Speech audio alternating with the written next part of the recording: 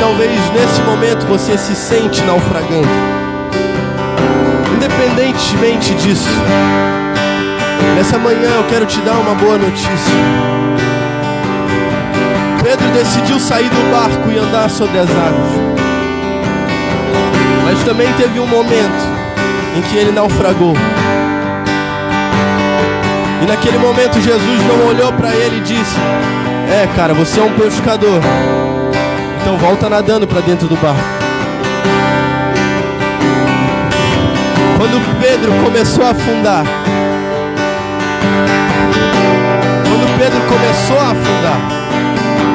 Jesus não saiu de perto dele.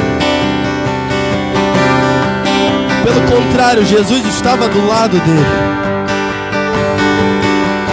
Sabe, eu não sei se alguém, se a religião, o pecado, a morte, seja o que for, a doença, não sei que tipo de situação tem te dito que você é alguém que merece naufragar.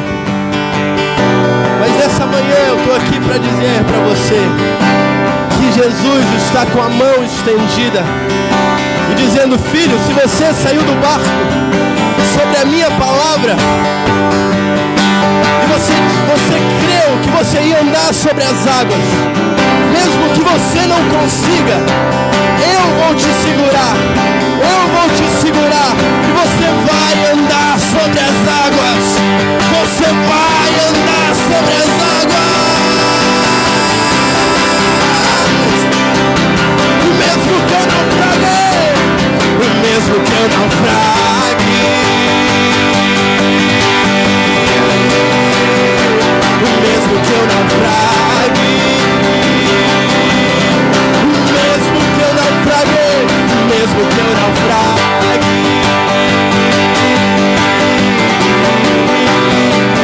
mesmo que eu naufrague, eu sei que você vai me segurar. Se você pode, abre seus braços e declara isso: eu sei que você vai me segurar. Sim, declare isso com força essa manhã. Eu sei que você vai. Sim, eu sei que você vai me segurar, mesmo que eu naufrague. Se você pode dar um forte aplauso ao Rei dos Reis. Aleluia.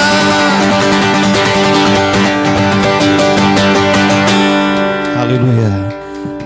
Pai, nós queremos te agradecer, te adorar por tudo que o Senhor tem feito. Tu és o começo e o fim de todas as coisas. E nesse lugar não há nada fora do Senhor. Aliás, nós não queremos nada que não venha do Senhor. Tudo que está sendo promovido aqui, Senhor, nasce de Jesus. Começa e termina nele. Porque Tu és o nosso alfa, o nosso ômega. E Tu és aquele que realizou todas as coisas. E queremos Te agradecer por esta manhã, Senhor. Queremos Te agradecer por esse encontro com a unção, que é o Teu Espírito, e com a palavra, que é Jesus.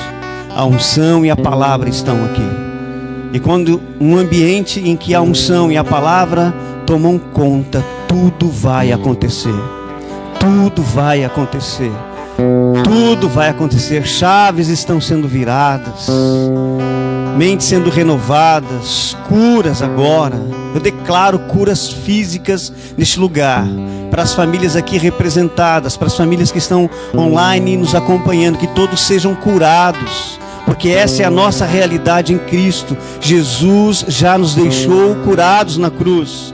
Jesus já nos deixou prósperos na cruz. Jesus já nos deixou bem-sucedidos e ricos na cruz. E nós vamos desfrutar de tudo que Cristo conquistou na cruz.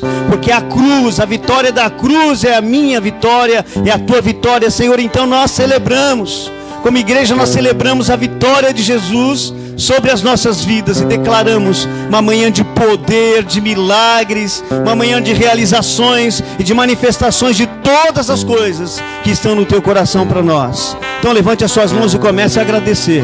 Comece a render ações de graças. Comece a render ações de graças, porque estamos vivendo um tempo de aceleração. Tempo de aceleração, coisas que demorariam um ano para acontecer, vão acontecer em dias, em nome de Jesus. Aquilo que demoraria um ano, vai acontecer em dias, porque estamos vivendo tempos de aceleração. Obrigado, Jesus, por esse tempo. Obrigado por todas as coisas que já foram decididas no teu coração para as nossas vidas. Nós te glorificamos, nós te adoramos, em nome de Jesus, amém. Aplauda o Senhor bem forte, com alegria, glória a Deus. Amém. Você pode sentar, fique à vontade. Deus tem uma palavra para você, amém. Glória a Deus. Glória a Deus. Deus tem uma palavra maravilhosa aos nossos corações. E a gente está muito feliz por tudo que Deus tem feito aqui. E hoje eu estou com o meu pastor aqui, o mestre Sebastião. Já pode se aproximar aqui, pastor, por favor. Meu mestre, meu líder, meu pai espiritual. Eu não invadi, preste atenção nisso. Eu não invadi Balneário Camboriú. Amém? Eu fui comissionado, enviado, estou debaixo de autoridade. E a autoridade espiritual me disse assim: Balneário Camboriú é sua. E eu criei nessa palavra. Amém?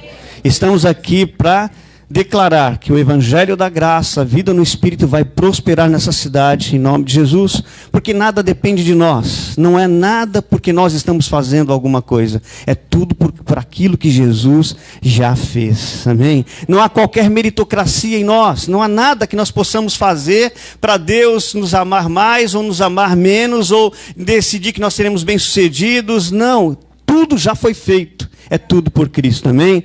Tudo por Ele, tudo para a glória dEle, em nome de Jesus. Então está aqui meu pastor, e vai ministrar a palavra para nós. A esposa dele está aqui, a pastora Francine, fique de pé.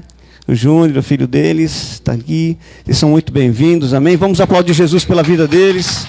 Glória a Deus. Pastor, fique à vontade, essa é a tua igreja. Bom dia a todos. Que tristeza é essa, irmão? Cutuca o irmão aí, fala pra ele assim: acorda, irmão. Eu sei que de manhã é mais devagar, mas o Espírito de Deus está nesse lugar. Ele é a nossa energia. Amém? Bom dia a todos. Agora sim, balança o irmão do seu lado assim, fala pra ele assim: se prepare. Isso aí. Pode deixar a luzinha assim mesmo, tá bom assim. Até pode quebrar ela mesmo como estava. O pessoal não vai dormir não vou deixar não.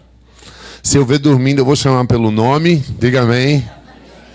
É um prazer estar aqui, gente. O pastor José Carlos é um filho amado. E como ele falou, ele foi comissionado para vir a Camboriú.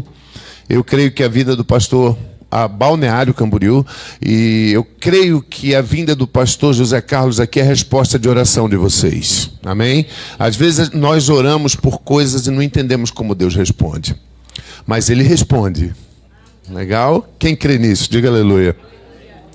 Ele sempre responde.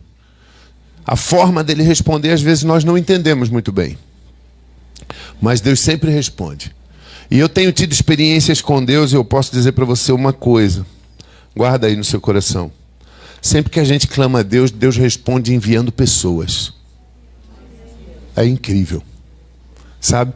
Você pede a Deus, Ele põe uma pessoa ali. E é preciso que você identifique essa visitação. Uma vez Jesus Cristo falou para o pessoal de Jerusalém, disse: Jerusalém, Jerusalém, você não reconheceu o dia da sua visitação. A resposta foi dada. Você compreende isso? Que Jesus Cristo é uma resposta de Deus a um clamor da humanidade.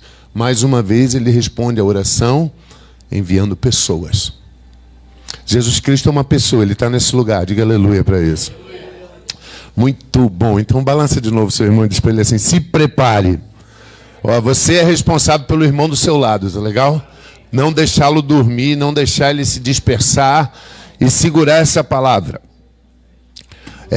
O pastor, fica atento, você tem que orar por ele agora, pastor Eliseu, porque eu vou pedir os versos para ele colocar ali, e ele está se adaptando com o programa que eles instalaram hoje. E eu acho que tem uma luz ali que acende só essa aqui em cima de mim. Clica ali nela. Só essa aqui em cima de mim. Essa aí, tá boa? Diga aleluia onde você está. Vamos se adaptando. Eu chego aqui e aí eu deixo o Espírito tomar conta. Você entende isso, né? O pastor dessa igreja é o Espírito Santo. Nós somos treinados para sermos auxiliares sensíveis. E qualquer coisa que passe disso vira manipulação. Ele é o verdadeiro pastor. Ele tem a direção. Eu costumo treinar pastores e ensinar para eles a sensibilidade. Se você não estiver disposto a trocar as cadeiras de lugar, virar a igreja de cabeça para baixo, apagar uma luz, acender a outra, segundo a direção dele, então ele não pode se manifestar. Ele tem que estar no controle. Você tem que estar suscetível a isso. Bem, hoje eu quero falar para vocês sobre a visão que Deus me deu, lá em São Paulo, na igreja mãe, na igreja matriz. Deus passou para mim uma visão para 2022. E essa visão, ela vale para vocês. Diga aleluia para isso. Essa visão que Deus me deu é a visão sabedoria e aceleração. Deus falou para mim que o ano de 2022 será o ano da sabedoria de Deus e da aceleração. Aceleração. Repita comigo. Diga aceleração. Legal. Aceleração, cara. Pressa. Coisas que você levaria alguns anos para realizar serão realizados em dias. Cara, você vai ver isso. Processos que levariam algumas semanas serão feitos em horas. Porque é o ano da aceleração de Deus. É o ano em que Deus tem pressa em se mostrar, em abençoar o seu povo. Amém? Guardem isso no coração. Mas isso virá através da sabedoria de Deus. Sabedoria de Deus é uma palavra hebraica chamada biná. Vamos falar hebraico? Diga assim, biná. Essa é uma palavra que é traduzida como a sabedoria de Deus. E é uma sabedoria muito louca, porque ela não pode ser adquirida nessa terra. Ela não existe uma fonte nessa terra. Isso transcende até o que você possa pensar e a religião possa tentar te inspirar. Sabe, não tem como. Você não adquire essa sabedoria lendo a Bíblia. Não. Ela não vem de ler a Bíblia. Ela é uma sabedoria sobrenatural. Tiago, o irmão biológico de Jesus, que escreve a carta. Você sabe que o Tiago que escreve a carta, ele não é o apóstolo.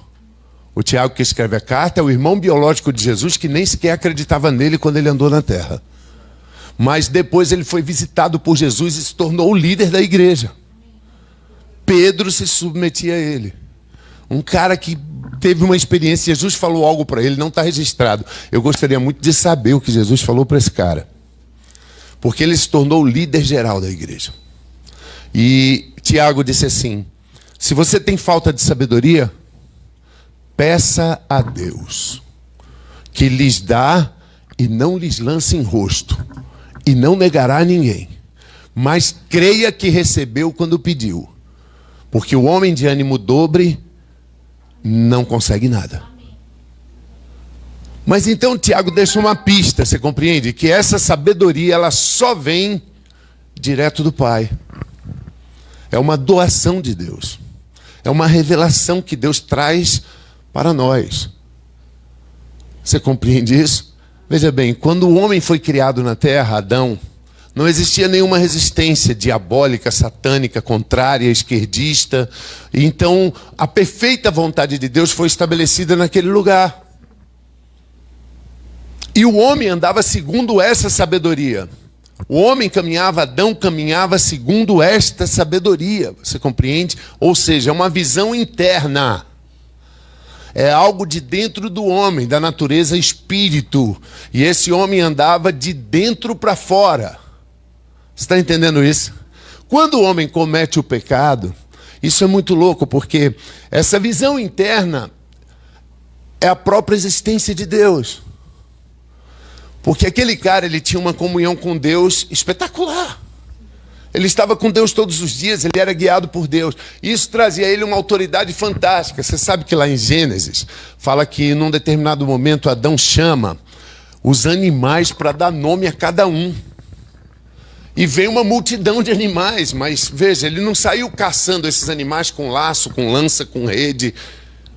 Eu entendo a autoridade, ele deu uma ordem e os animais vieram. Você está entendendo isso? Ele deu uma ordem e os animais vieram. Essa é a estrutura que Deus criou. Esse é o pensamento perfeito de Deus para o homem, para o filho, para o administrador. Isso foi corrompido com a separação, com a abertura dos olhos físicos. Porque quando você põe aqui, põe para mim aí, Gênesis capítulo 3, no verso 6 em diante. Bom, eu estou falando de coração aqui, tá, gente? Estou aberto, o Espírito está ministrando. Eu orei em línguas vindo para cá. E Deus falou para mim assim, olha, eu vou só te usar, só abre a boca e emite sons. Eu quero falar com esse povo, diga aleluia para eles. Deus ama vocês, viu? Ele falou para mim. Diz assim, quando a mulher viu que a árvore era boa, se você estiver por trás da pilastra aí se atrapalhando, você muda de lugar, cara. Vem mais para frente, pega um lugar que você possa ler. Não fica só de telespectador não, que não funciona. Não funciona, a igreja não é um pé de coelho. Não adianta você estar aqui todo domingo, não vai te dar sorte. Legal? É treinamento de espíritos. É uma academia.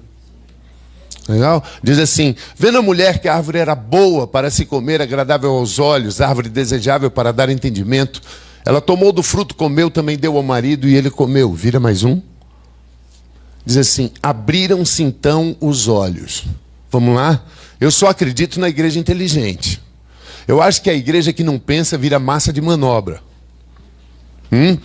Você acredita que aqueles caras andavam de cabra cega com uma venda nos olhos tampados?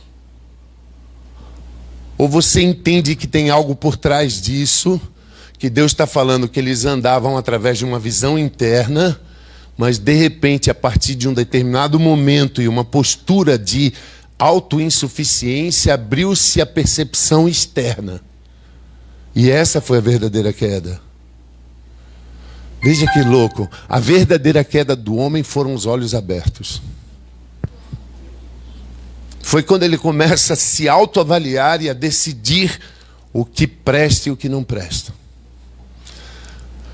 Mas você consegue entender que Jesus Cristo veio restaurar todas as coisas? Diga aleluia. E aí você vai encontrar o paradoxo dessa passagem lá em Lucas. Põe para mim, Lucas 24. Lucas 24, no verso 30. Jesus estava ressurreto agora, a obra consumada. Posso ouvir um aleluia? Diga aleluia. Obra consumada. Repita isso. Diga obra consumada. Diga com fé, irmão. Obra consumada. Isso é muito importante. Consumado é terminado, quitado, pronto, excelente. Você não pode fazer nada para melhorar essa obra. Ela é perfeita e ela é completa. Em Lucas capítulo 24, diz assim, olha. Acontece que Jesus vai andando junto com 2 discípulos depois de ressurreto. Esses 2 discípulos começam a discutir, buscar. Cadê aquele cara? A gente largou tudo e ele morreu, não ressuscitou. E Jesus estava do lado deles. Você consegue entender que se os seus olhos naturais estiverem abertos, você pode não ver a tua visitação e Jesus do teu lado. Esses caras ainda estavam reclamando. Sabe quem estava andando com eles? O próprio Jesus. E eles não conseguiam conhecer Jesus. Mas a Bíblia diz que então, quando estavam à mesa, tomou o pão, Jesus fez uma ceia. Então a Bíblia diz que Jesus partiu o pão, serviu o vinho, e quando a inserção da comunhão, da existência de Cristo entrou, vira mais um, diz assim, então se abriram os olhos. Mas veja, você consegue entender o paradoxo? Que lá no Éden, fechou-se os olhos espirituais e abriram-se os olhos naturais. E que aqui agora, restauração acontece. O Jesus Cristo fecha os olhos naturais e através de morte e ressurreição, obra consumada, Ele te dá a capacidade de enxergar por dentro de novo. De andar fluindo através de uma inspiração interna, cara. E isso chama-se sabedoria de Deus. Coisas que você nunca vai conhecer com a mente, cara. Coisas que partem do Espírito, sabe? Coisas que Jesus Cristo disse assim, olha. Vai colocando que eu vou explicando para eles. Eu estou tirando tudo do coração. Se eu errar, vocês não me julguem. Põe para mim Colossenses capítulo 1, verso 26. E diz assim, Jesus Cristo Jesus Cristo fala assim: quando eu enviar o meu Espírito, depois da redenção, então, pastor, ele vai falar coisas para você do futuro. Repita comigo, diga assim: sabedoria de Deus. Esse é o caminho de 2022, a igreja do sobrenatural. A igreja não é lugar de comportamentos morais, não é lugar para eu te dizer o que você tem que fazer, o que roupa você tem que vestir. Aqui não é lugar para eu te dizer que casa você tem que comprar. Isso não é pastor, isso é manipulador. Aqui é lugar de eu te mostrar uma visão interna sobrenatural. O teu Pai vai te guiar no caminho da vitória.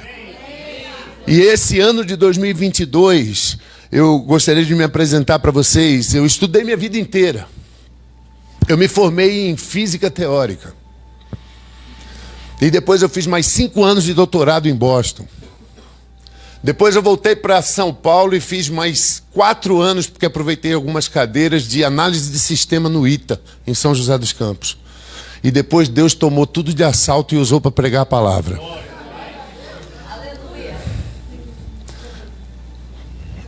E eu falo para vocês hoje que estão vindo pela frente os piores anos que a humanidade já viu. Para quem está lá fora, diga aleluia. Para quem está lá fora, para quem está com os olhos naturais abertos, estão vindo os piores anos que a humanidade já viu. Mas para quem está aqui dentro, não. Quem está aqui dentro, haverão caminhos sobrenaturais. E por isso é importante, 2022, você atentar para essa concepção da sabedoria sobrenatural, que vai te informar coisas do amanhã, que vai te trazer instruções e direções que tua mente não importa quanto você tem estudado, irmão. Não importa. São coisas sobrenaturais. Quando a Bíblia fala aquela palavra ali, mistério, está vendo ali? O mistério que estiver oculto. Ela é traduzida de uma palavra que depois radicalizou-se no latim como mysterium, que seria a palavra com M no final. Então ela não foi uma palavra traduzida, ela foi uma palavra transliterada. Você entende isso? Pegaram a mesma dicção e colocaram um significado. Mas o significado literal dessa palavra é coisas que eram ocultas, mas que agora foram reveladas. Mistério não é algo oculto, escondido. Mistério é algo que era oculto, mas agora foi revelado para você. Eu só usei como exemplo para que você entenda que Paulo usa isso com muita propriedade. Como um cientista também que Paulo era, poliglota, linguístico, e ele diz: o mistério que estivera oculto nos séculos passados, por gerações, agora todavia se manifestou aos seus santos. E ele diz assim, vira mais um: os quais vocês, fala para o seu irmão do seu lado, Deus está falando contigo, irmão. São vocês. Os quais Deus quis dar a conhecer a vocês a riqueza da glória desse mistério. Ele quis te revelar qual é esse mistério que teve oculto por séculos e todas as gerações. Mas chegou em nós, a geração eleita, a igreja do arrebatamento. Eu queria contar um segredo para vocês. Esse é um segredo, eu não posso falar isso em público, só dentro das minhas igrejas. Vocês não vão conhecer a sepultura. Nós somos a geração do arrebatamento. Nós vamos encontrar nosso Senhor nos ares. Se cumpre em nós isso. Ele diz: eu quis dar a vocês, e o mistério é esse, veja. Cristo em vós, a esperança da glória. Espera aí, deixa eu te explicar. Não existe nenhum mistério mais na Bíblia. Sabe quando alguns pastores sensacionalistas dizem assim, mistério? Ele devia falar assim, ignorância. Porque não existe mais nenhum mistério. Deus quis revelar a vocês o mistério que estava oculto por todas as gerações. E esse mistério é: um Deus vivo veio morar dentro de você para vencer no teu lugar. Não depende mais do teu esforço. Não depende mais do teu desempenho. Não depende mais da tua capacidade. Um Deus veio morar dentro de você para te dar a vitória. E esse era o grande mistério que nenhum profeta conseguia entender, nenhum profeta conseguia pegar. Mas isso precisa ser avivado nessa nova mentalidade, você entende? Por isso que a Bíblia diz assim, em 1 Coríntios 14, verso 2, a Bíblia fala assim para a gente, olha. Bem, aquele que fala em outras línguas, Rakatalari de chore de brantiliri de su, Avai alaie de tocros tularia dantreto talari. Durante muito tempo, imagina, cara, quanto eu estudei, como isso me repugnava, como isso era ofensivo a mim. Até um dia eu encontrei alguém com a inteligência de Deus fazendo, isso me trouxe paz, como você está sentindo aí na hora que eu faço. Crossi larianda truta, larie basteliridico. Aí você percebe a mesma conotação da palavra mistério ali? Em espírito ele fala mistérios, mas lembre que essa palavra é coisas que eram ocultas, que se tornaram reveladas. Isso são conhecimentos e imputações, implantações de informações sobrenaturais.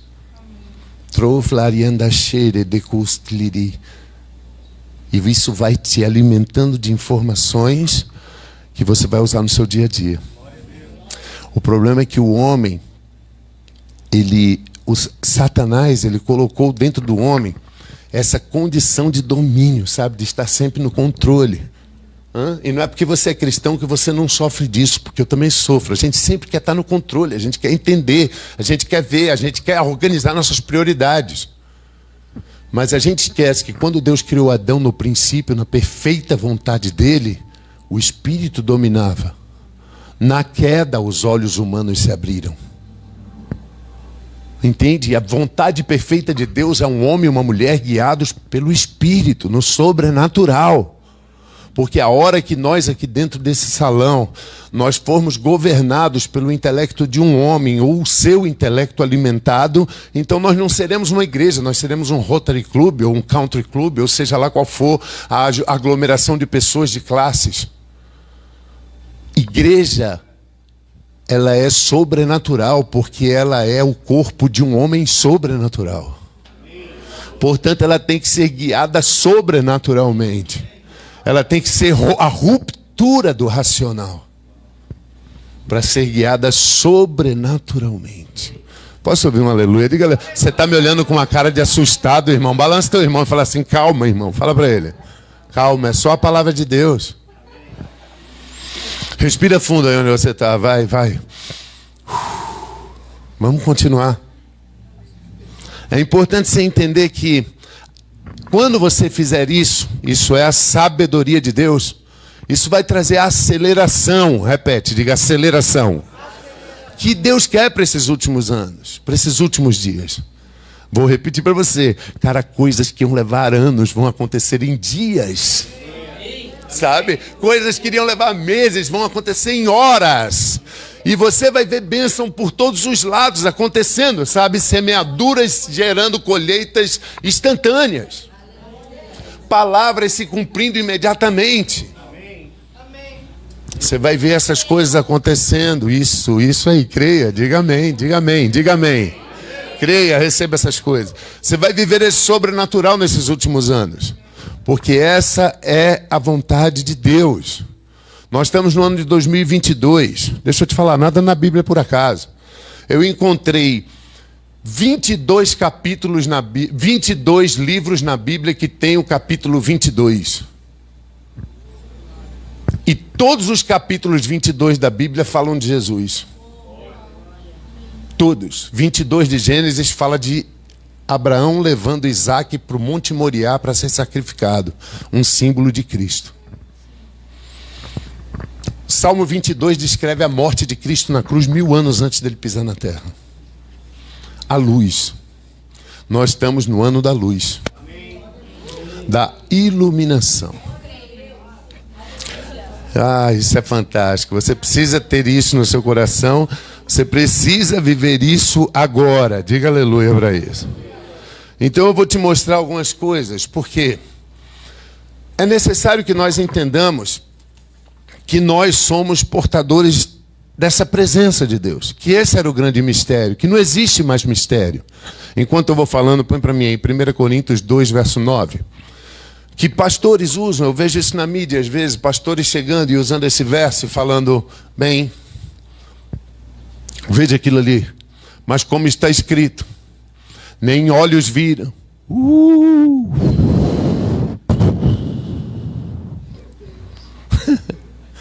Não é feito para a gente usar o sentimento de ninguém.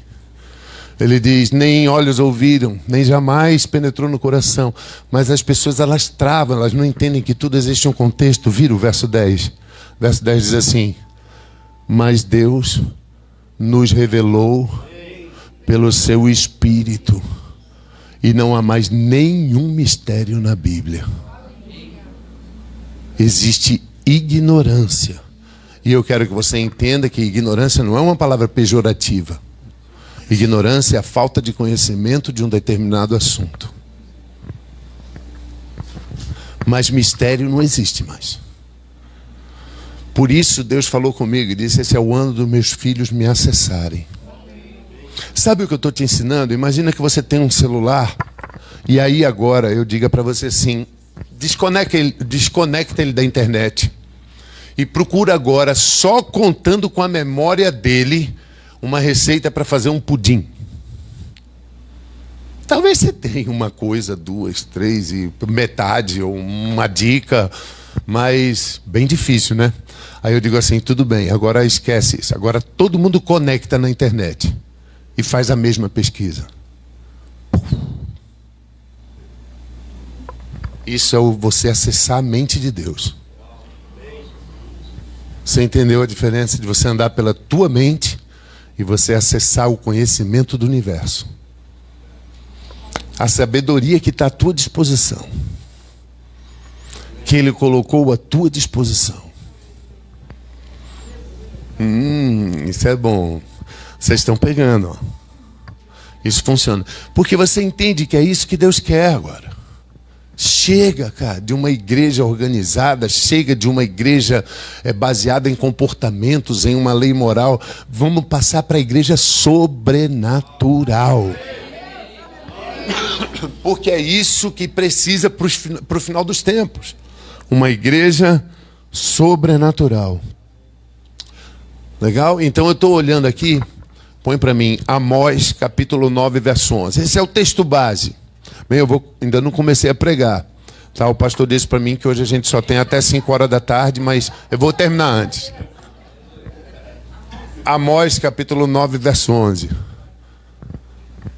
Diz assim, naquele dia, veja, isso é profético, eu levantarei o tabernáculo de Davi, e eu repararei as suas brechas. Sabe, deixa eu te explicar rápido. O que era o tabernáculo de Davi? O tabernáculo de Davi foi uma ousadia de Davi, uma percepção do coração. Davi foi o único homem que recebeu um título chamado o homem segundo o coração de Deus. Mas quando você vai olhar a vida desse camarada, é terrível. Esse camarada adulterou. Ele matou o melhor amigo para poder ficar com a mulher dele. Esse cara roubou o templo, as armas do gigante Golias. Esse cara profanou o sábado. Esse cara mentiu. Esse cara foi extremamente violento e sanguinário.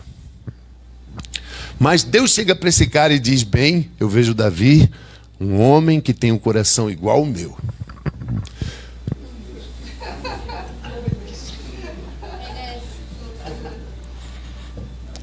Muito legal. Nós precisamos rir de nós mesmos. Legal? Deixa eu te contar um segredo. A maior arrogância do mundo é a pessoa que não consegue rir dela mesma. Legal? Quando você ri de você mesmo, você se descomplica. Diga aleluia para ele. Muito bem. Eu nunca me esqueço quando eu estava pregando num determinado lugar e eu e a minha boca grande, porque eu sou falador demais, eu estou aprendendo, eu estou amadurecendo. Aí eu fui falar mal de seminário. E eu disse, porque esses seminaristas, esses semideuses, doutor em divindade, porque eles se atrapalham. E eu falei, é preciso muitos teólogos para roubar a simplicidade da palavra. E ó, estou falando demais de novo, pode ter um seminarista aqui. Desculpa, meu irmão. E aí eu sei que quando eu acabei o congresso, adivinha quem estava no templo? Um semideus, não, um doutor em divindade. E aí o cara levantou, veio na minha direção com os braços cruzados e falou, quem o senhor pensa que é para falar assim da gente? E eu disse, senhor, me desculpa, eu não estou falando mal do senhor, estou falando mal de um sistema atrapalhado e ia sair todo errado. E, bom, enfim. Mas o nome disso é arrogância. Entende isso? Porque nós temos que ser capazes de rir de nós mesmos, irmãos. Você precisa começar a ser descomplicado. Porque é isso que faz com que o Espírito tenha a liberdade de fluir. Eu nunca esqueço lá em São Paulo, quando eu saí 4 horas da manhã pedalando para ir numa cachoeira para orar. 4 da manhã, escuro ainda.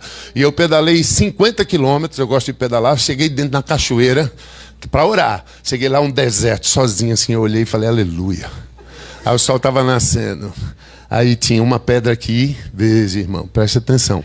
Aí tinha outra pedra assim, 1,5 metro na frente e depois uma plataforma. No meio do rio, cara. Parecia coisa de filme. Quando eu olhei assim, eu falei, aleluia. Eu fiz meus cálculos, né? Eu disse, eu pulo daqui, piso naquela e já quico para aquela e já fico ali, orando. Só que eu não contava que de madrugada a terra da garoa tinha aquela camadinha de lodo. Quando eu fui executar meu plano, que eu estiquei a perna e dei o primeiro pulo, aleluia, irmão. Eu caí de costa na primeira pedra e rolei para dentro da água gelada. E aí eu fiquei dando gargalhada sozinho da minha própria cara. Fiquei que nem um maluco lá. Isso te liberta. Legal? Você pode se tornar revoltado ou rir da tua própria cara. Entender que você precisa de direção. Se eu tivesse parado um pouquinho para ouvir Deus, eu não tinha dado aquele pulo. Tenho certeza que eu não teria dado aquele pulo. Entende isso? Então, isso vai te libertar. Ser menos complicado com as tuas coisas. Mas veja, então esse cara Davi, esse o comportamento dele, drástico. Mas Deus diz que ele é um homem segundo o coração. O que eu fui fazer? Eu comecei a estudar, isso faz parte do estudo que eu fiz de Davi. Eu preciso entender o que esse cara fez. Então, quando existia o Monte Gibeão, que era a tenda de Moisés, onde eram feitos os sacrifícios. Você está pegando isso? Gente, houve momentos, porque aqui no final eu vou falar para você de dízimos e ofertas, tá? Diga aleluia para isso. Vou falar de riqueza sobrenatural também, movido por essa mente que Deus te dá. Mas ouça, houveram momentos que Salomão se dirigiu ao Monte Gibeão para oferecer 124 mil bois. Não, deixa eu te falar, às vezes a gente não liga a nossa mente lendo a palavra e vira automático, mas não cabe em Balneário Camboriú essa boiada. Você já imaginou essa cena? 124 mil cabeças de boi, o cara andando na direção do templo e dizendo, essa é a minha oferta. Você imagina o sacerdote fechando a porta e dizendo, não aguento você mais. E ele dizendo, mas eu tenho que dar, porque disso depende. Se eu estou trazendo 124 mil cabeças, o senhor faz as contas de quanto ficou no meu curral?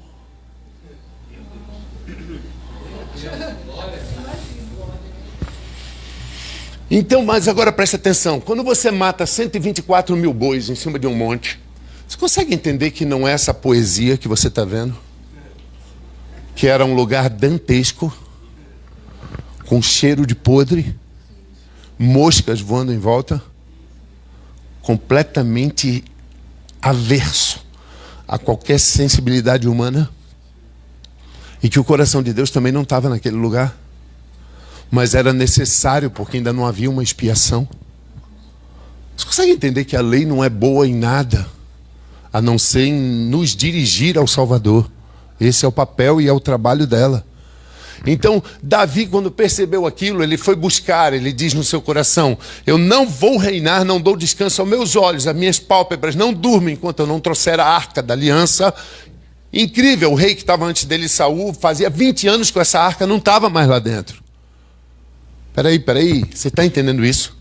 Eles continuavam matando animais, lendo a palavra, batendo palma e cantando louvores, mas a arca não estava mais lá. Existem muitas igrejas assim hoje. E eles continuam batendo palma. E eles continuam lá dentro cantando. Mas a arca não está lá. E Davi disse: eu quero a arca de volta, eu não faço nada sem a arca. Mas eu queria que você entendesse esse cara que era todo atrapalhado. Quando ele pede a arca, o que era a arca? Bem, a arca era uma caixa de madeira de acácia. A acácia é uma madeira incorruptível, uma madeira que dura mais do que o concreto. Isso é o símbolo da humanidade de Jesus. Essa madeira era coberta com ouro puro. E o ouro é o símbolo da deidade. Então agora você está vendo uma caixa de madeira, humanidade, coberta com ouro puro, Deus. Um homem coberto de Deus. E aí Deus dá ordem para colocar 3 coisas lá dentro: as tábuas da lei, a prova da incapacidade do homem de obedecer, um pote com maná, a rebelião do homem contra a provisão de Deus, e a vara de Arão, que floresceu com flores de amêndoas, que foi a rebelião do homem contra a autoridade de Deus. E Deus diz: põe essas 3 transgressões da humanidade lá dentro e cobre com uma tampa de ouro puro. Deus. Em cima dessa tampa será posto sangue uma vez por ano, no dia de Yom Kippur, do Cordeiro Perfeito. Então, quando eu olhar do céu, eu não vou poder ver a transgressão da humanidade. Eu vou ver só a tampa de ouro. Diga aleluia para isso. Aquilo chamava-se propiciatório.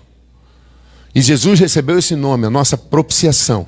Então você entende que essa arca da aliança era um símbolo de Jesus? Então veja, quando Davi diz assim: eu não posso entrar no palácio se eu não trouxer a arca, o símbolo de Jesus, a expiação de graça, porque eu não mereço. Davi via a necessidade de uma substituição há 1000 anos antes de Cristo. Ele tinha uma visão precoce dessa graça, desse favor imerecido, que era a única forma de torná-lo perfeito diante de Deus, era através da arca da aliança, da tampa de ouro. Você está entendendo? Quem está comigo? Diga aleluia. Você consegue entender que hoje existe uma tampa de ouro sobre tua vida chamada Jesus Cristo? Que quando ele olha do céu, ele não consegue ver a tua inveja, a tua cobiça, ele não consegue ver o teu medo, também não consegue ver a tua briga conjugal, ele não consegue ver. Diga aleluia. Ele diz assim: dos teus pecados eu não me lembrarei mais. Dos teus pecados eu não me lembrarei nunca mais. Ele diz, o próprio Deus diz isso, ele não tem Alzheimer. Ele decide isso na sua onipotência. Ele diz: eu vou olhar lá do céu e eu vou ver Jesus sobre você. E eu vou te tratar segundo o mérito de Jesus. Mas veja, Davi enxergava isso 1000 anos antes de Jesus pisar aqui. Por isso Deus falou: esse cara pode ter errado muito, mas ele tem um coração igual ao meu. Ele pensa justiça. Ele pensa restauração. Ele pensa na obra redentora. Ele entende substituição. Diga aleluia para isso. Então Davi diz: eu tenho que trazer. Quando Davi traz essa arca de volta, ele passa por aquele monte sanguíneo, Gibeão, que era a tenda de Moisés, desce o vale e ele sobe outro monte chamado Monte Sião.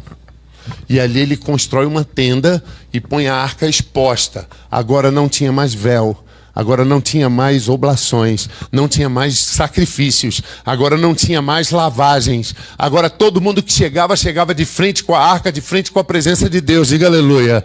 E aquela tenda ficou sendo chamada o Tabernáculo de Davi. Que é a única instituição do Antigo Testamento que Deus diz: eu vou restaurar no Novo. Minhas igrejas serão tabernáculos de Davi. Não serão lugares de sacrifícios. Minha igreja serão lugares onde todos que chegarem crendo vão ficar de frente comigo. Vão ter acesso a mim, vão falar comigo. Vão ser minha morada, eu vou estar no coração deles. Isso é... Agora veja o que eu estou lhe falando. Amós recebe essa profecia, vira, verso 11, vira, verso 12.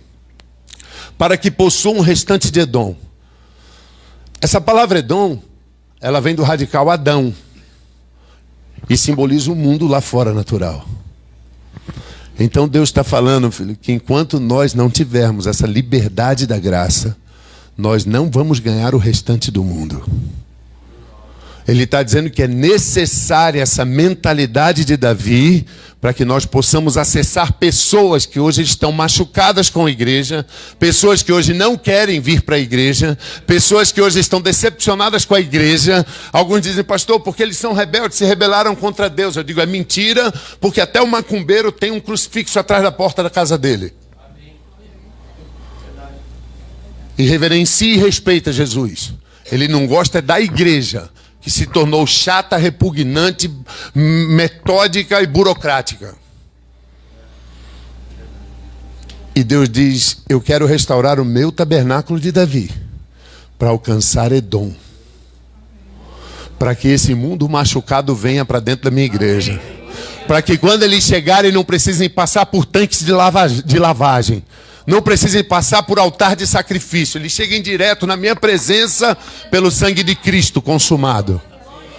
Que eles tenham acesso direto. Ele diz, eu preciso restaurar esse tabernáculo. Eu preciso restaurar esse tabernáculo. Isso é fantástico. Você está pegando? Quem está me acompanhando? Diga aleluia. Eu amo isso, sabe por quê? Porque tem gente que o diabo fez as pessoas pensarem que a fé é o holocausto da inteligência. Mas não, filho, a palavra de Deus é super inteligente. E se você não receber uma influência de Deus, você nem sequer vai conseguir acompanhar. Você vai se achar esperto demais, mas na verdade você não consegue nem entender o que eu estou falando. Se Deus não te der um toque agora. Você vê o que é a dependência? Você depende dele para entender o que ele mesmo diz. E tem que ser assim. E tem que ser assim. Mas veja, ele diz, bem, isso vai acontecer, a restauração desse tabernáculo, para que eles possuam o resto de Edom, do mundo natural, e as nações chamadas pelo meu nome. Vira mais um. Agora presta atenção, balança o irmão, diz assim, presta atenção, irmão. Fala com o teu irmão do lado. Presta atenção, irmão. Veja bem. Ele diz, então virão dias, diz o Senhor. É ele que está falando. Então virão dias em que aquele que lavra a terra vai tropeçar no que colhe. Você está ouvindo isso? O cara que está preparando para jogar a semente vai trupicar no cara que já está colhendo a planta. Repete comigo, diga aceleração. Coisas que levam um ano vão acontecer em dias. Contratos assinados, negócios fechados, curas do teu corpo, restauração da tua família, de entes da tua família. Em dias, em horas. Mas isso só acontece quando o tabernáculo de Davi for erguido no teu coração. Não tem mais sacrifício, irmão. Não tem mais campanhas em cima do monte. Posso ouvir um aleluia? É muito louco o cara chegar para mim e dizer, pastor, eu vou subir no monte 30 dias para ser curado. Eu digo, por quê? Você acha que quando você descer o 30º dia, Deus vai estar te devendo a cura? Você acredita mesmo nisso? Você acha que Deus deve algo a alguém? Muito legal. Entenda, na hora que você erguer o tabernáculo de Davi, ele vai fazer quando você estiver dormindo na sua cama. Por causa de Jesus. Pastor, mas eu vou jejuar 10 dias para pagar um preço, que eu preciso ser curado de um câncer. Eu digo, por quê? Você acha mesmo que no 10º dia sem comer, Deus vai no céu se compadecer e o coração dele vai palpitar? Não acredito que o meu filho fez esse sacrifício. Você acha que é assim? Por isso, muitos não têm sido atendidos. Quando você entender que o preço já foi pago, e que todas as vezes que você chegar a Ele pelo sangue, Ele tem que te atender. Isso te fere quando eu digo isso? Tem que te atender. Por quê? Porque ele não é obrigado por você, ele é obrigado pelo caráter dele que aceitou Jesus no teu lugar. A obra de Cristo foi aceita. Mas o homem, ele não quer se render a isso. E ele precisa do Espírito Santo, sabe? Para guiá-lo nessa realidade.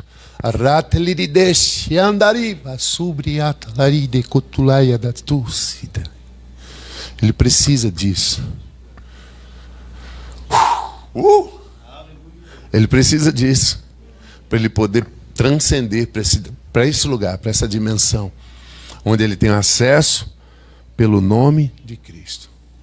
Mas eu gosto, quando nós voltamos, volta para o 11. Aqui nós estamos na aceleração. Aqui ele fala assim, no 11. Naquele dia eu levantarei, repararei as suas brechas. Você compreende isso? Essa palavra brecha, ela foi dita pela primeira vez, 1 Crônicas, capítulo 13, no verso 9, eu acho. 1 Crônica 13, eu acho que é 9.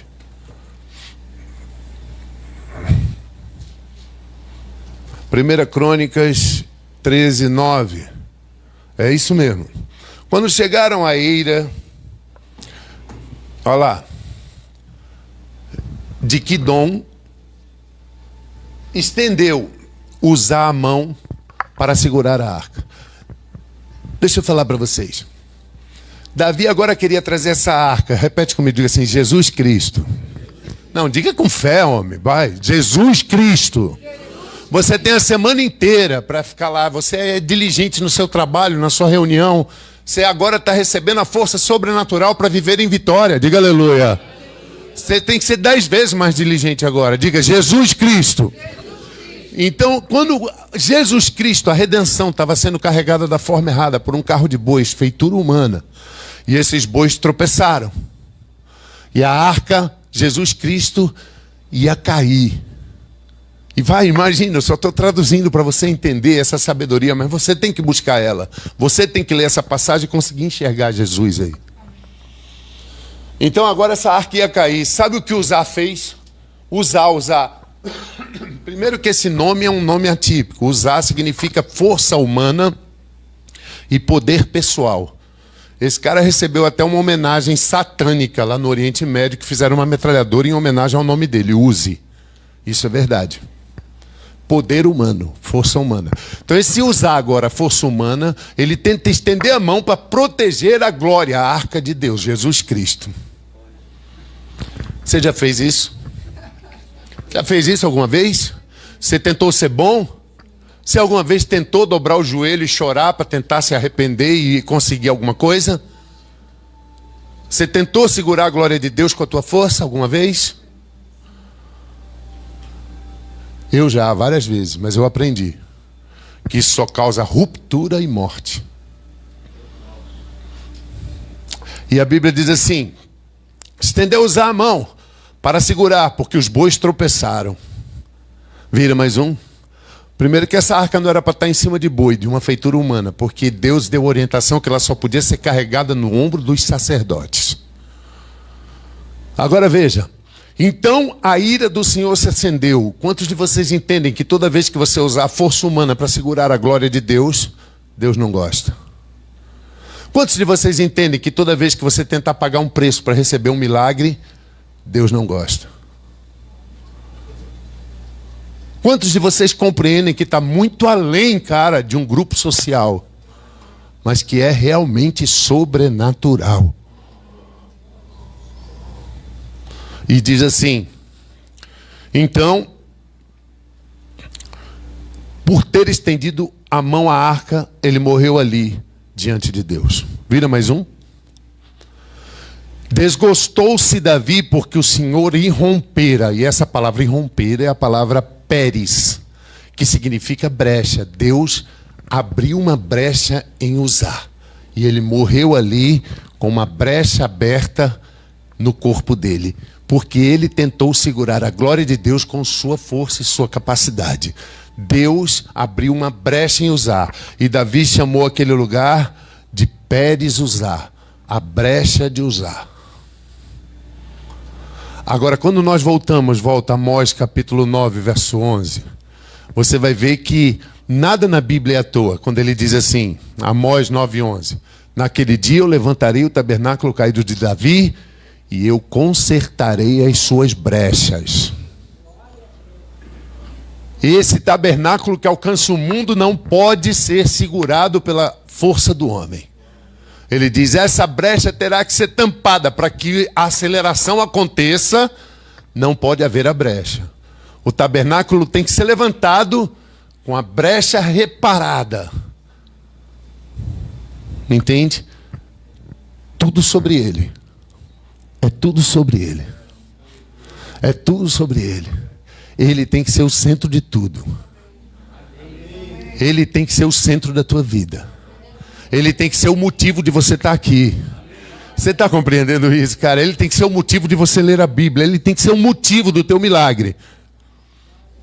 Ele tem que ser o centro de tudo, cara.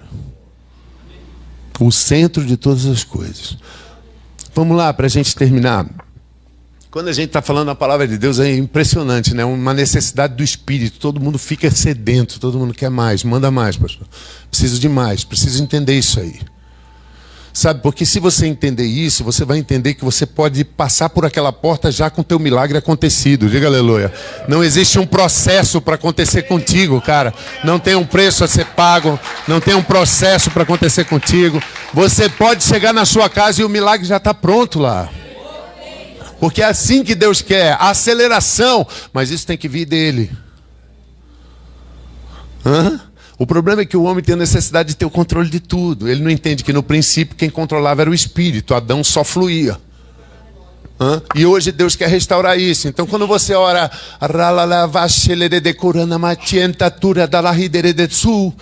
você sai do controle, entende? Mas ele toma o controle. E assim foi no princípio, quando Adão vivia na presença dele. E ele quer que você volte para esse lugar, onde ele tem o controle da tua vida. Onde ele sabe como tem que orar e o que você precisa hoje e agora. Ele espera por isso. A restauração do tabernáculo de Davi. Então, vamos ver. Depois Davi leva isso da forma correta. Tá? Eu vou pular aqui algumas anotações e eu vou chegar lá. Então, depois disso, Davi pega e vai levar agora da forma correta a arca. 1 Crônicas 15, verso 12. Creio eu. Vamos lá.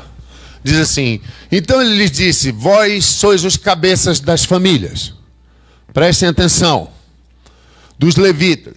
Santificai-vos, vós e vossos irmãos, para que vocês façam subir a arca do Senhor, Deus de Israel, ao lugar que eu preparei. Esse era o tabernáculo. Ali não tinha mais sangue, não tinha mais animal morto. Vou falar nossa linguagem, legal? Ali não tinha mais campanha. Ali não tinha mais desespero. Ali não tinha mais campanha de 12 dias para prosperidade. Campanha de 31 dias para satisfação. Campanha de 20 dias para... Meu Deus, gente. Vocês não podem ser manipulados. Nós somos inteligentes. Nós temos a mente de Cristo.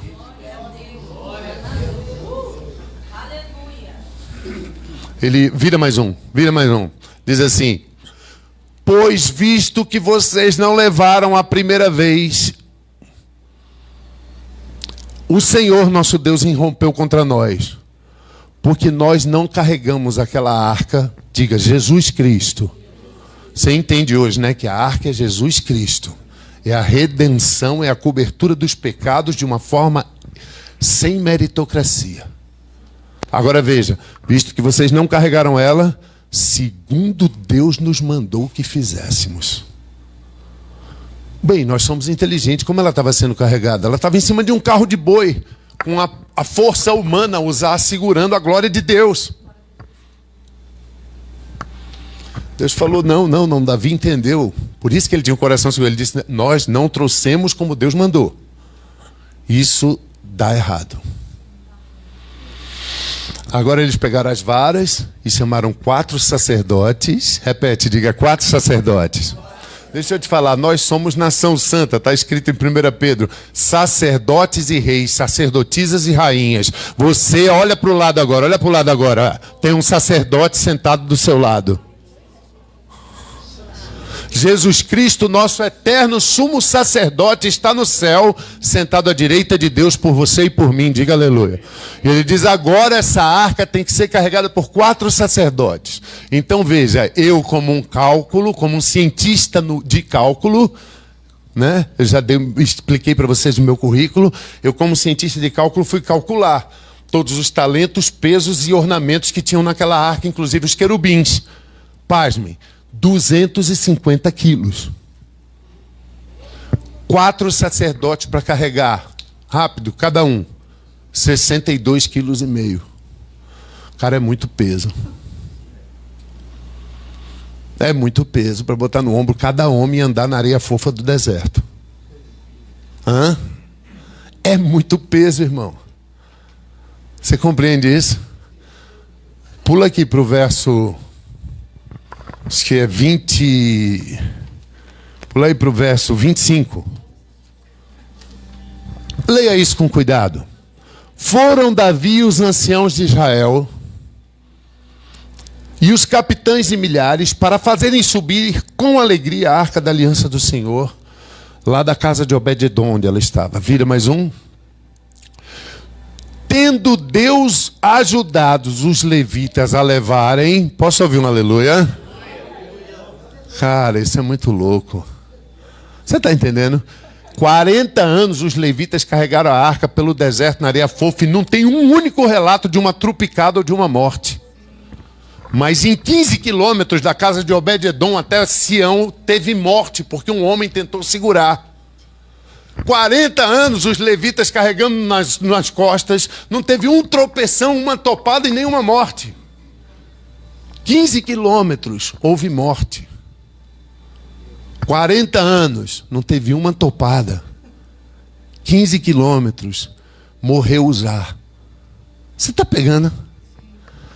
Porque Deus os ajudava a carregar. Me parece que quando os caras pegavam na alça daquela arca, então a arca carregava eles. Você está entendendo isso? Me parece que quando aqueles caras seguravam a alça da arca, então a arca carregava eles. A arca levava eles no colo, cara. Então a arca carregava eles. Você compreende isso? Se essa presença e essa redenção, Jesus Cristo, a arca da aliança, que você está carregando está pesada, se ela está te custando muito caro, você está carregando da forma errada, irmão.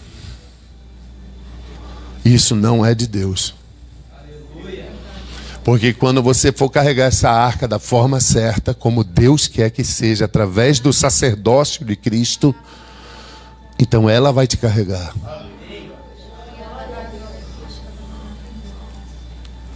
Sabe? Não é à toa que Jesus Cristo, por isso que eu sou fã dele. Eu sou apaixonado por ele, porque ele era inteligentíssimo. Não é à toa que ele chega lá na frente com discernimento pleno dessa palavra e diz assim, Mateus 11, 28. Não é à toa que ele chega lá na frente e ele diz assim, 11, 28. Vinde a mim todos os que estão cansados e sobrecarregados. E ele diz assim, eu vos aliviarei. Vira. Ele diz assim, tomai sobre vós o meu jugo e aprendei de mim, porque eu sou humilde de coração, e acharei descanso para a vossa alma. Mais um. Porque o meu jugo é suave, e quando vocês me carregarem da forma certa, eu carregarei vocês. Você pega? Serei eu que estarei levando vocês. E as pessoas dizem assim, pastor, mas essa mensagem que o senhor prega é de Deus? Eu digo assim, Jesus Cristo disse assim, quando eu estou pregando aqui, você percebe que o homem vai se tornando nada e que Jesus vai ficando gigante aqui? Você percebe isso? Que eu vou pregando sutilmente, devagarzinho, e o homem vai se tornando nada e Jesus vai se tornando tudo aqui nesse altar? O próprio Jesus disse assim: ninguém poderá me engrandecer se não for pelo meu próprio Espírito. Se ele está se tornando grande enquanto você ouve, é de Deus. É de Deus. É preciso que você entenda isso. Que Jesus Cristo no princípio ele era o verbo. João capítulo 1, verso 1 também. Ele não tinha o nome Jesus. Legal? Ele era o fôlego do próprio Deus. A Bíblia diz assim: no princípio era o verbo estava com Deus, o verbo era o próprio Deus. Vira, verso 2, mas veja isso. Ele estava no princípio com Deus, mais um só. Todas as coisas foram feitas por intermédio dele. Dele quem? Desse verbo. E sem ele, nada do que foi feito se fez. Você consegue entender um Deus falando assim: haja luz. Olha, eu estou fazendo questão de forçar o sopro do hálito para você entender. Ó. Haja luz. Você está entendendo que esse hálito era Jesus? Formando todas as coisas. E se não fosse ele, nada do que foi feito poderia ter sido feito. Você está pegando? Está pegando? Aí a primeira profecia da Bíblia diz assim, 3,15. Gênesis 3,15. Deus fala para a serpente: eu porei inimizade entre você e a mulher. Eu me questionei, eu vou ser honesto. Mas por que a mulher, Senhor? Isso é acepção de pessoas. Aí Deus falou para mim assim: porque eu criei a mulher para ser o pesadelo do cão. Fantástico.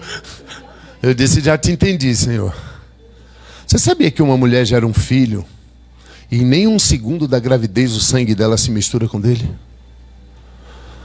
Membranas tão finas trocam proteínas, enzimas e tudo que é necessário para a criança, mas o sangue não se mistura em nem 1 milímetro de segundo.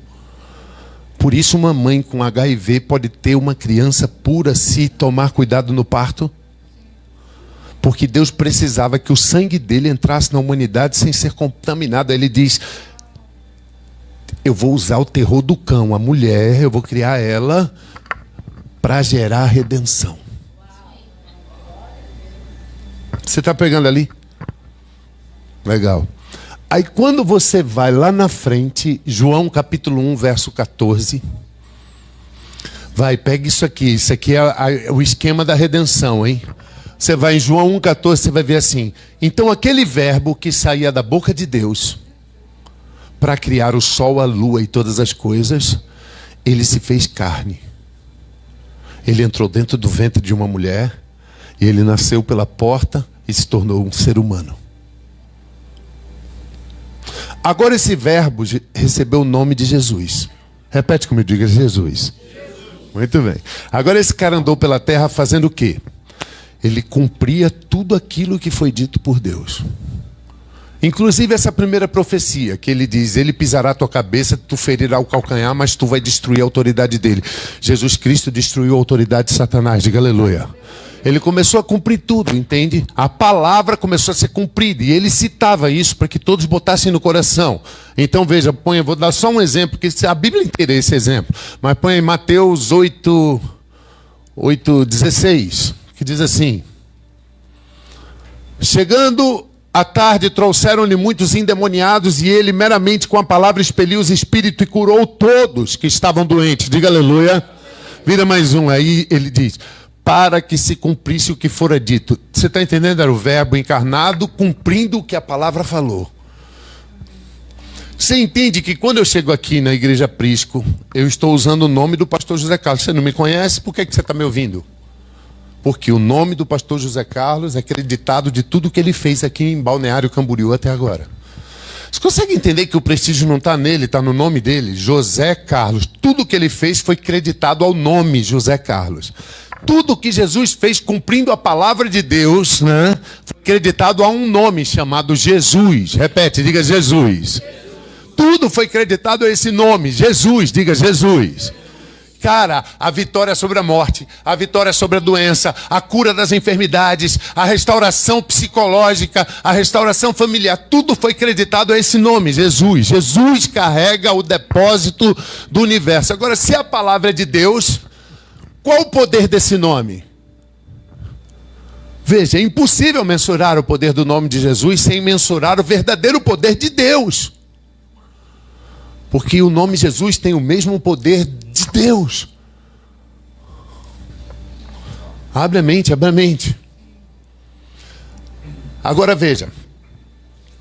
Você consegue entender que se eu andar aqui pelo Balneário Camboriú usando o nome do pastor José Carlos, o nome disso é 171, chaveco, falsidade ideológica, e se eu tiver com alguém acompanhado como minha esposa, ainda é formação de quadrilha.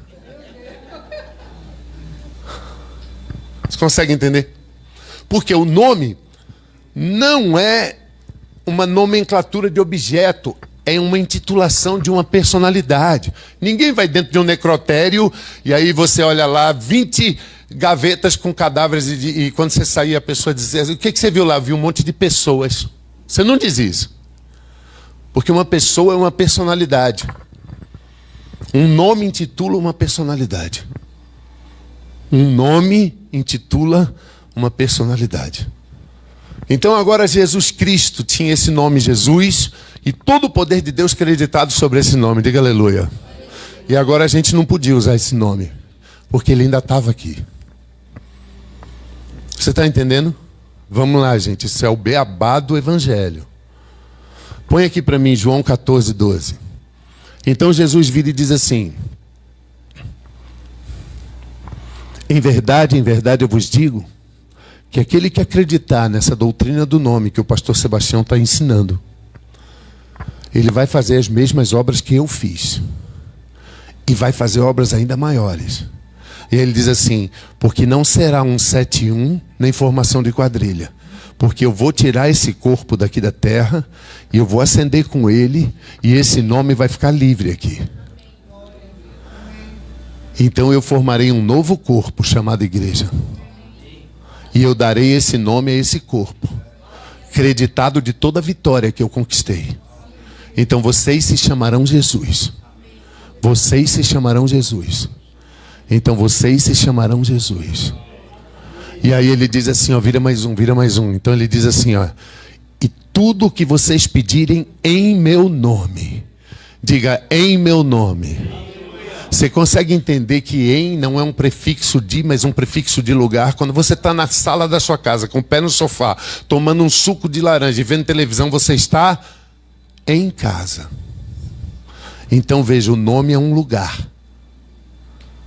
E quando você está dentro desse nome, Deus diz assim, olha, eu não posso negar nada.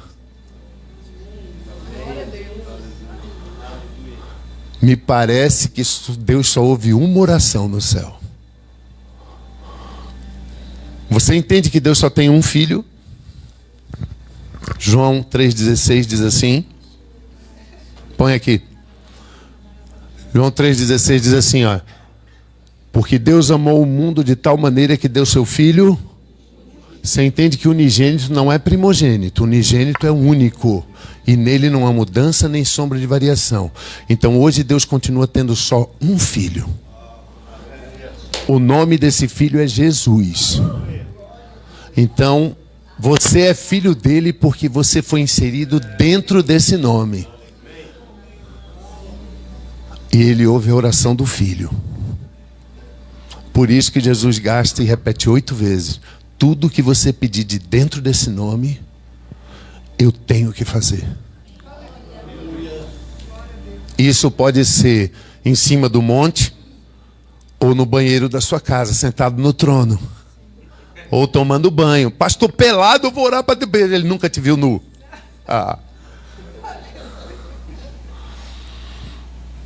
Você compreende? Esse é o teu Deus. Essa é a tua nova identidade. Jesus Cristo. Jesus Cristo. Jesus Cristo. Agora veja. Eu me chamo Sebastião. Muito prazer. Prazer, gente. Meu nome é Sebastião. Imagina que eu estivesse aqui sozinho, tivesse chegado mais cedo. E aí você chegasse ali olhando pela fresta da porta. E eu estivesse aqui assim, ó. Presta atenção. Está prestando atenção? Quem está prestando atenção? E eu estivesse aqui assim, olha. Sebastião, me dá essa Bíblia, Sebastião. Eu quero muito essa Bíblia, Sebastião. Me dá essa Bíblia, Sebastião. E você estivesse olhando ali escondido. E eu estivesse aqui.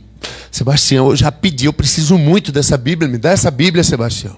E você estivesse ali ouvindo isso escondido. E aí você ia pensar o que de mim? Muito bem.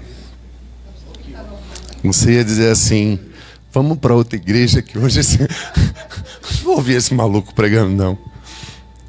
Mas vai botando aí para mim João capítulo 16, verso 23. Se você compreendeu agora que ele subiu aos céus e ele formou uma família de um único filho corporativo chamado Jesus, seu nome é Jesus agora, diga aleluia. Ele deu esse nome ao corpo, entende? Ele tirou o corpo dele daqui. Aonde está o corpo de Jesus agora? Vamos lá, pensa. Onde está o corpo? Carne e osso. Está onde? Está onde? O corpo, carne e osso, agora, nesse momento. Você lembra lá da passagem? Então, ele ressuscita, aparece para os discípulos por 40 dias, depois ele sobe, ignora a gravidade, some entre as nuvens e está sentado à direita de Deus. Vamos, me ajuda, força. Nesse exato momento, lá no céu, tem um Deus no corpo de um homem igual ao seu. Sentado à direita de Deus te representando. Então ele forma um novo corpo, nós, diga aleluia. E ele dá esse nome a nós, para esse nome não ficar sem corpo. Você se chama Jesus. Legal? Se você me acharia louco aqui, eu pedindo para mim mesmo uma Bíblia, como é que você acha que Deus vê você pedindo algo a Jesus?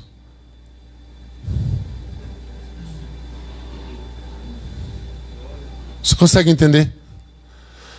Dá uma olhada ali o que Jesus mesmo diz. Ele diz assim, bem, naquele dia... Fala para o seu irmão, é hoje, viu? Depois da redenção. Depois que vocês viraram o corpo de Jesus. Ele diz, naquele dia, nada mais me perguntareis, porque senão vocês vão ser doidos.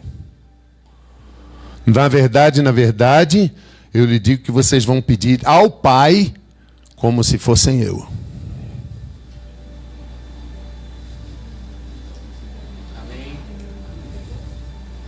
Está pegando? Isso é uma ordem dele, é o próprio Jesus que está falando. Quando Deus me revelou isso, eu falei, Senhor, quanto tempo eu perdi? Ele disse, mas nunca é tarde. Você consegue entender quando os discípulos chegaram perto dele e disseram assim, Senhor Jesus, ensina-nos a orar.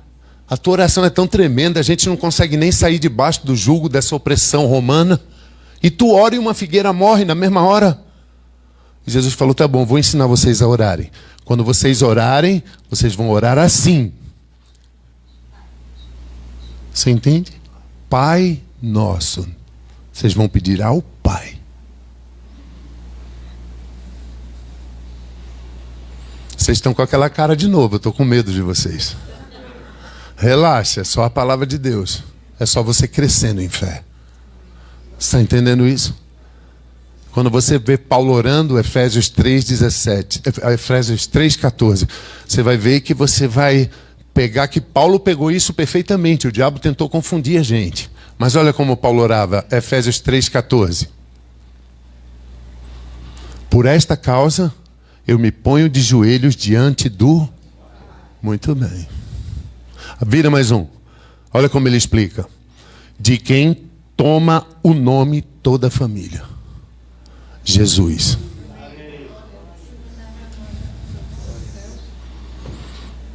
A partir de hoje eu acho que a sua oração vai mudar, não vai?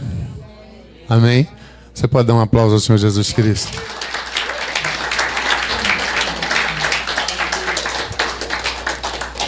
Bem, quando você olhar para o lado agora, por favor, cumprimente essa pessoa e diga para ela assim, muito prazer, Jesus. Vocês são o corpo de Cristo.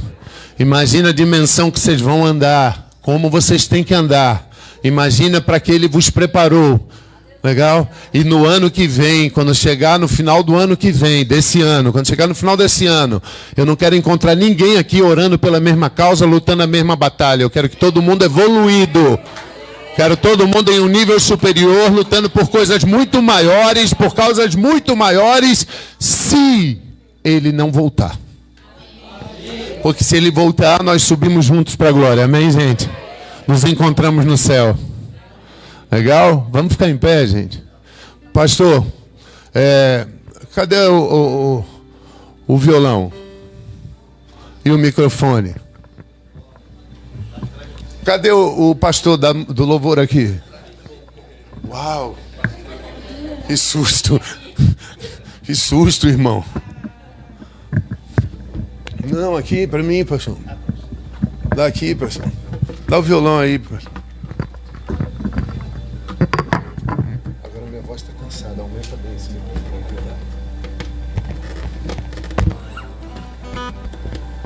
E o violão.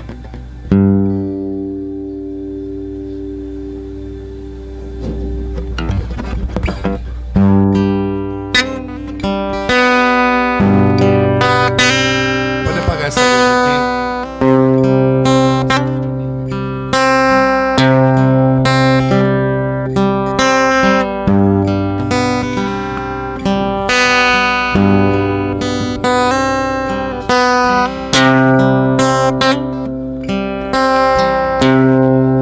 Diga assim: Pai nosso,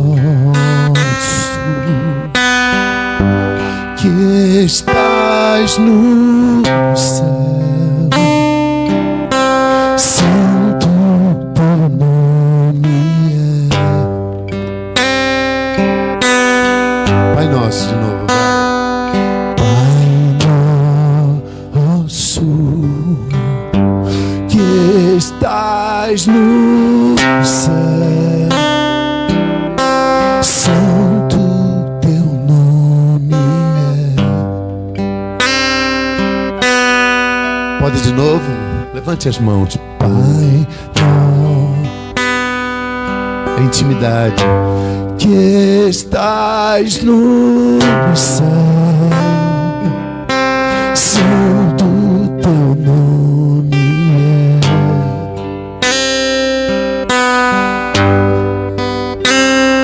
Teu reino vem neste lugar, na terra como é no céu. De novo. Pai nosso, que estás no céu, santo teu nome é.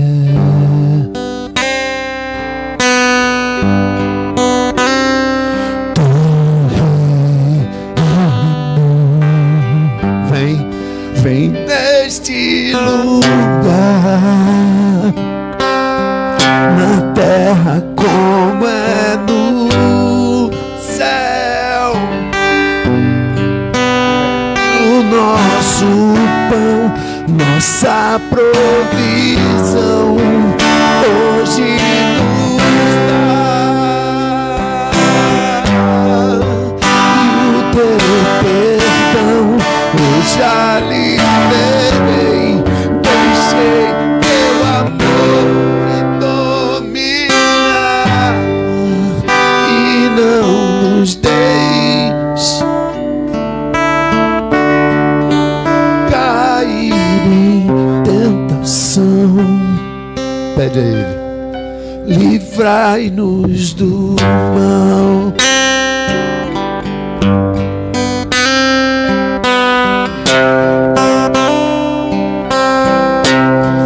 Livrai-nos do mal.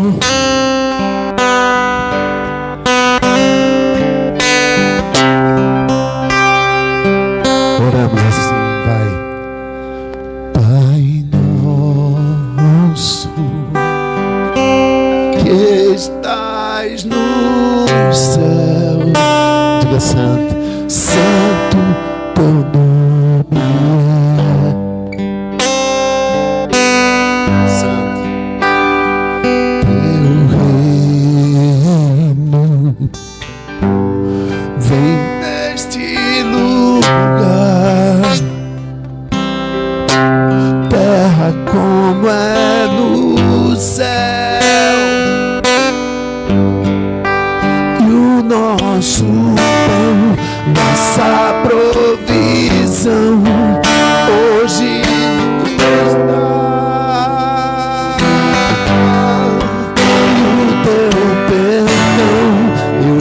já liberei. Deixei teu amor dominar e não nos deixe cair em tentação. Livrai-nos do mal.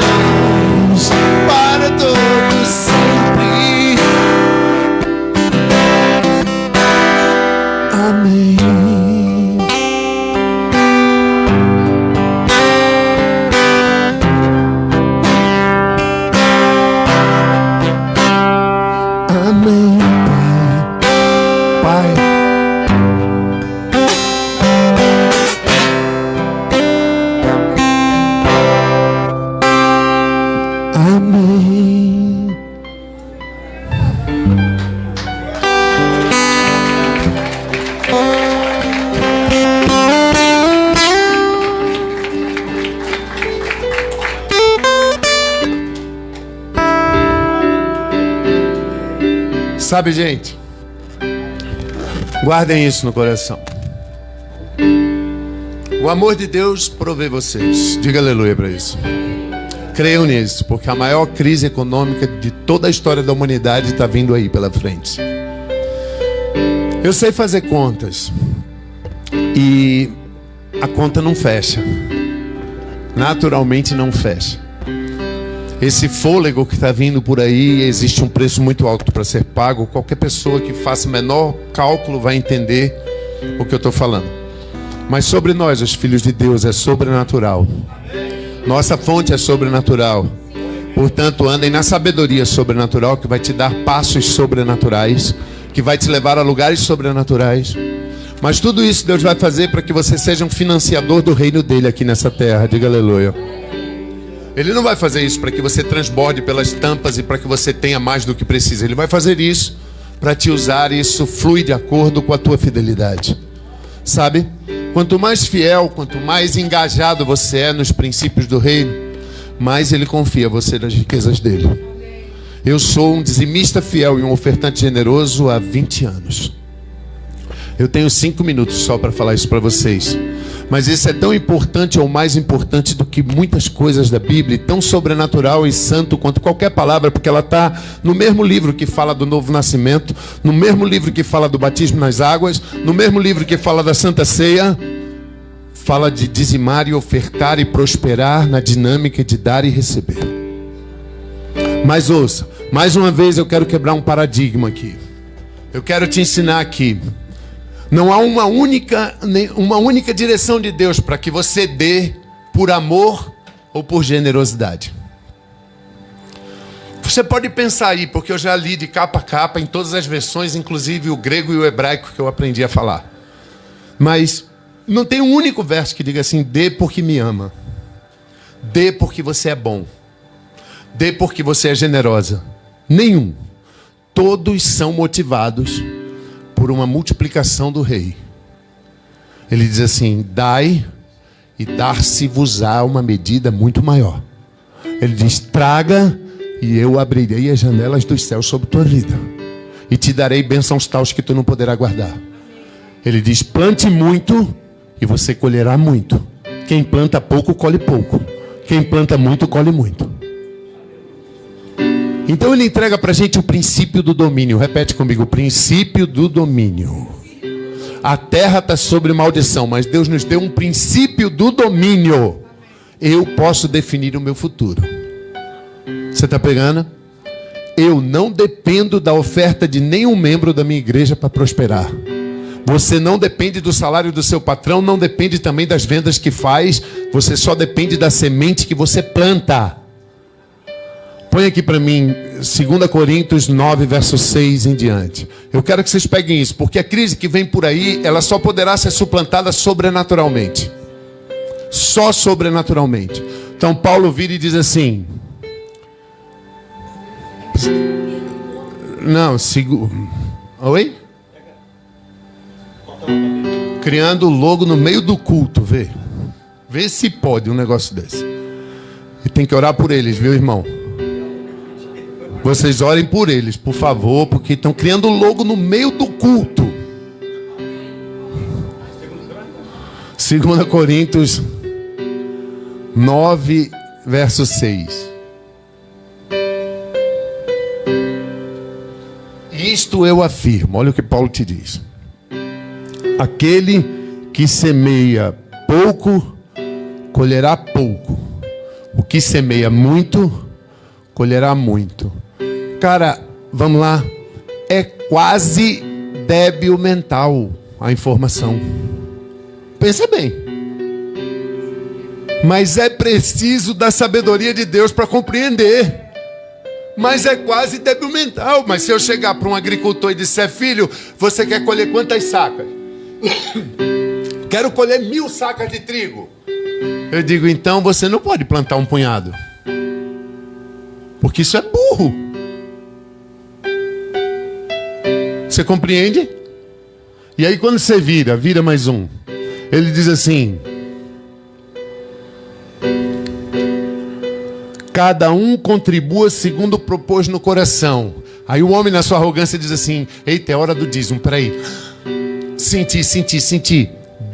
50 real. Veja bem. Entenda o contexto. Primeiro Paulo diz assim: você tem o princípio do domínio. Que legal? Você pode gerar quanto você quiser, proporcional ao quanto você planta. Aí depois ele diz assim: plante segundo propôs no coração. Você acha que ele está falando do valor ou do projeto? Legal. Você, pastor, só quer ter uma igrejinha com 100 cadeiras, então não precisa plantar grandes coisas. Mas se você quer ter um ministério que vai alcançar os 4 cantos da terra, diga aleluia, e libertar pessoas como o Aprisco está libertando aqui em Balneário Camboriú, então você precisa lançar grandes sementes. Você quer ter uma empresinha familiar ali que abre a porta, paga suas contas e tem seu carro zero e troca todo ano? Então não precisa plantar grandes coisas, irmão. Mas você quer uma empresa que empregue 300 cristãos e mude a história de um bairro e até de uma cidade? Você quer uma empresa que cada dízimo seu, o pastor, tem um santo problema de descobrir onde ele vai investir essa grana? Então você precisa semear muito, irmão. Então você precisa ser significativo, impactante. Sabe, se você quer chegar num lugar onde você nunca chegou, você terá que fazer algo que você nunca fez.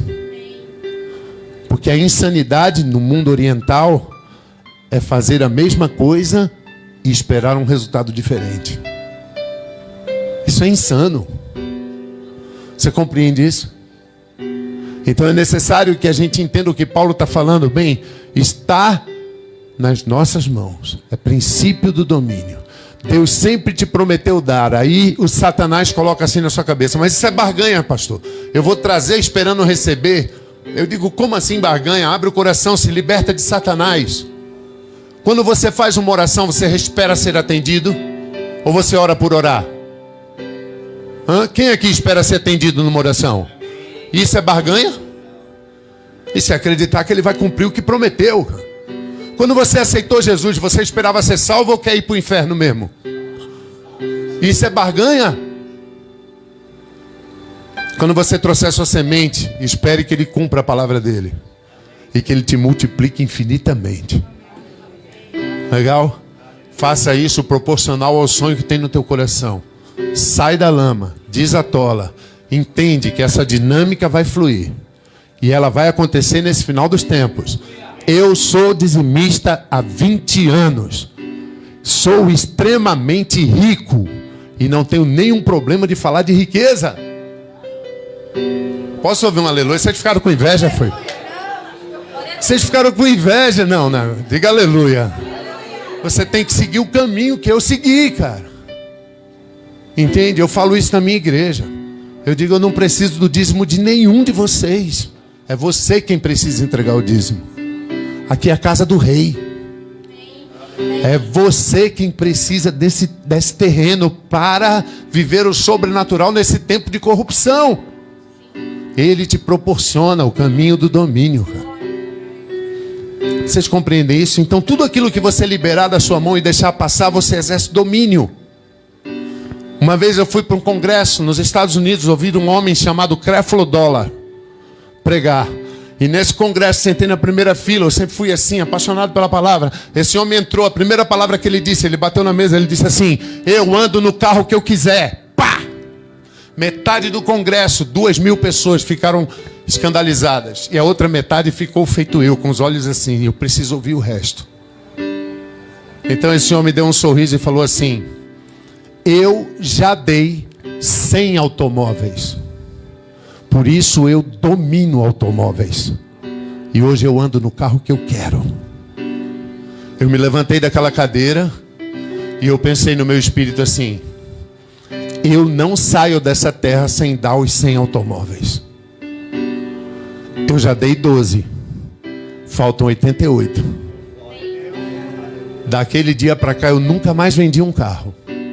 Todo carro, quando eu acabo de pagar, eu oro e procuro quem é o pai de família, o pastor ou a pessoa que precisa de um carro para crescer.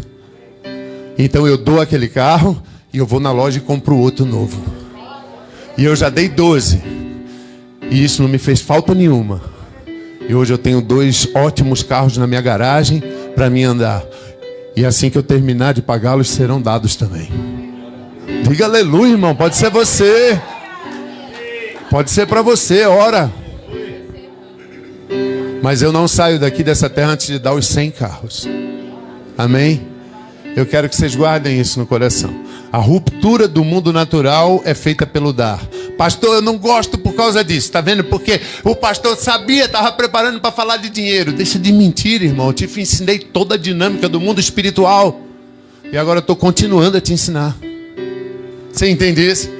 Ah, pastor, mas eu não gosto de dinheiro. Não tem problema. Então pega o Pix ali, passa tudo para a conta da igreja e acabou teu problema. Ah, não, mas você gosta de dinheiro. Você até sai todo dia para trabalhar. Até enfrenta trânsito e muitas vezes até humilhação. Algumas vezes você é até tentado a trocar dos teus princípios por esse tal de dinheiro. Você não gosta quando um mentor espiritual está te ensinando a forma de Deus. Porque a forma de Deus é dando. E você é avarento. Compreende?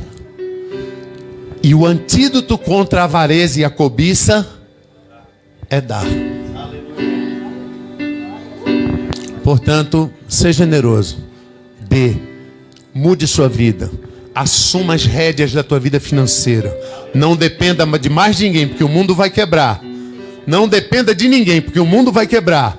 Faça feito eu, dependa só da semente que você planta. O diabo pode impedir a semente de sair da tua mão. Mas se ela sair, ele não pode impedir ela de gerar para a tua vida a palavra de Deus. Você entendeu? Ele pode impedir a semente de sair da tua mão aí agora. Mas se ela sair da tua mão, ele não pode impedir a palavra de Deus de se cumprir.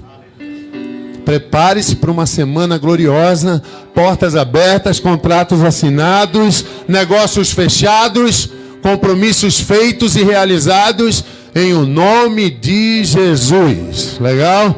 Preparem suas ofertas, seus dízimos, façam seus pix e vivam nessa vitória. Pastor José Carlos, assume aqui. Obrigado, pastor Sebastião. Vamos abençoar o pastor. Levante suas mãos para cá, em nome de Jesus. Eu queria que você tenha uma boca profética. Nós vamos profetizar sobre a vida desse homem, sobre o ministério dele. Quero chamar aqui a pastora Francine, o Júnior. Nós vamos abençoar essa família em nome de Jesus como igreja, para que eles prosperem, sejam bem-sucedidos. E se houver algum jugo contrário, seja quebrado em nome de Jesus. Eles sejam mais livres ainda para avançarem, para crescerem. Que esse ministério, que essa palavra seja conhecida em todo o Brasil e as nações, em nome de Jesus. Pai, nós queremos te glorificar pela vida do mestre Sebastião, da pastora Francine, do Júnior. Queremos te glorificar por essa família. O Senhor nos abençoou nesta manhã. O Senhor nos presenteou com a unção, com a palavra e com a presença deles aqui em nosso meio, Senhor. E como igreja, nós queremos abençoá-los, declarar eles bem-sucedidos, declarar que eles vivam em abundância, em paz e alegria, e que avançam poderosamente, e que todas as armas do inferno sejam agora destruídas, impedidas de alcançarem a vida deles, em nome de Jesus. Como igreja, nós os abençoamos, nós os encomendamos para o sucesso, para a prosperidade, para a grandeza, para a glória do nome de Jesus. Amém. Aplaude o Senhor.